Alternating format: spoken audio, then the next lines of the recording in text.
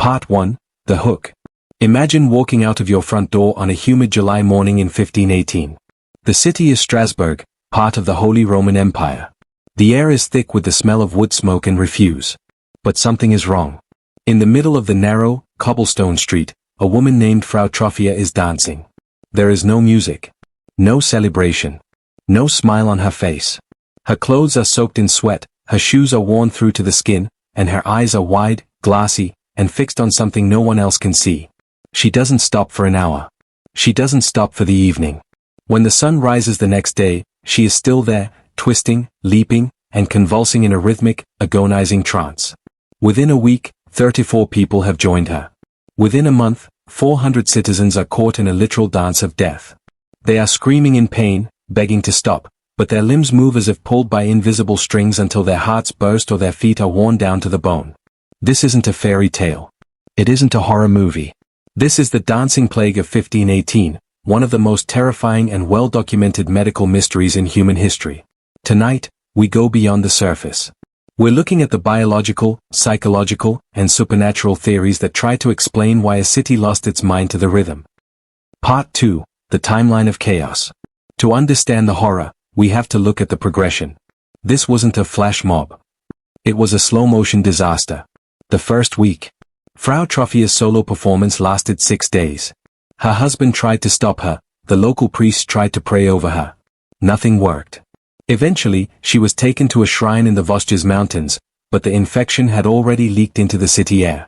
The escalation. By the second week, the dancing had become an epidemic. It wasn't just the poor. It was craftsmen, mothers, and servants. Now, here is where the story takes a turn from weird to deadly. The city authorities, the Council of 21, didn't know how to react. They consulted physicians, who ruled out supernatural causes. These doctors claimed the dancers suffered from hot blood. The fatal mistake. In a move that would be laughed at today if the results weren't so tragic, the city council decided the only way to cure the dancers was to let them dance more. They opened 2 guild halls. They set up a wooden stage. They even hired professional musicians and strong men to hold the dancers upright so they could keep moving. The logic? If they danced day and night, they would burn off the sickness. Instead, it provided a literal stage for a massacre. The music acted like fuel on a fire. The rhythm synchronized the crowd, pulling even more people into the mania. At its height, sources claim up to 15 people were dying every single day from exhaustion, dehydration, and strokes. Part 3, The Dark Reality of 1518. Why was Strasbourg so vulnerable? To understand the psychology, we have to look at the world these people lived in.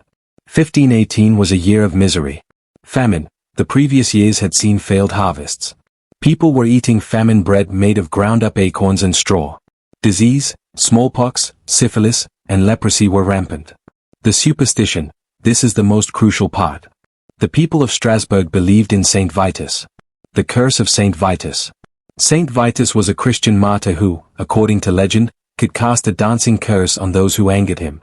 In a world where God and the devil were as real as the dirt under your fingernails, the fear of Saint Vitus was a psychological ticking time bomb. Historian John Waller, the leading expert on this event, argues that this was a mass psychogenic illness. The people were under so much stress, starving, sick, and terrified of damnation, that they fell into a collective dissociative state. They danced because they believed they were cursed, and the belief made it a reality. Part 4, The Scientific Culprits. 4 years, scientists looked for a biological smoking gun. The most popular theory? Ergotism. The LSD of the Middle Ages. Ergot is a fungus that grows on damp rye. When consumed, it produces alkaloids related to lysergic acid, the base of LSD. Ergot poisoning, or St. Anthony's fire, can cause vivid hallucinations and violent convulsions. It sounds like a perfect match, right? But there's a problem. Ergotism usually restricts blood flow to the extremities. It makes your limbs feel like they are on fire, eventually leading to gangrene. It's almost impossible to dance for days on end with ergotism. You'd be too busy screaming in pain or losing your toes. The hot blood theory. We also have to look at the medical knowledge of the time. The 16th century relied on humorism, the balance of black bile, yellow bile, blood, and phlegm. The doctors believed the brain was literally overheated. While their cure, more dancing, was a disaster, it shows that even then, they recognized this wasn't a choice. The dancers weren't having fun. They were victims of their own biology. Part 5. Comparison to other manias. 1518 wasn't the first time this happened, though it was the most famous. There were outbreaks in 1374 across Germany and the Netherlands. There was the Tarantism in Italy, where people claimed only the bite of a spider could trigger the dance. But what makes Strasbourg different is the documentation. We have the city council records. We have the physician's notes. We have the bills paid to the musicians. We can track the death toll with horrifying precision. It forces us to ask, could it happen again? In 1962, the Tanganyika laughter epidemic saw hundreds of people unable to stop laughing for months. In the modern era, we see tick-tock ticks and mass fainting spells in schools. The human brain is a social organ, it catches behaviors. In 1518, the behavior just happened to be a fatal dance. Part 6. The ending and reflection. By late August 1518, the dancing finally began to subside. The survivors were bundled into wagons and taken to a shrine of Saint Vitus. There, they were given small crosses and red shoes, ironic, considering shoes were what they had danced into shreds. The music stopped. The bodies were buried. And Strasbourg went quiet. The dancing plague serves as a grim reminder of the power of the human mind. When pushed to the absolute brink by hunger, fear, and religious fervor, the mind can hijack the body in ways we still don't fully understand. The people of 1518 weren't crazy.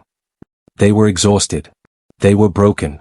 And for one terrifying summer, they danced their way into the grave because they had no other way to express the agony of being alive.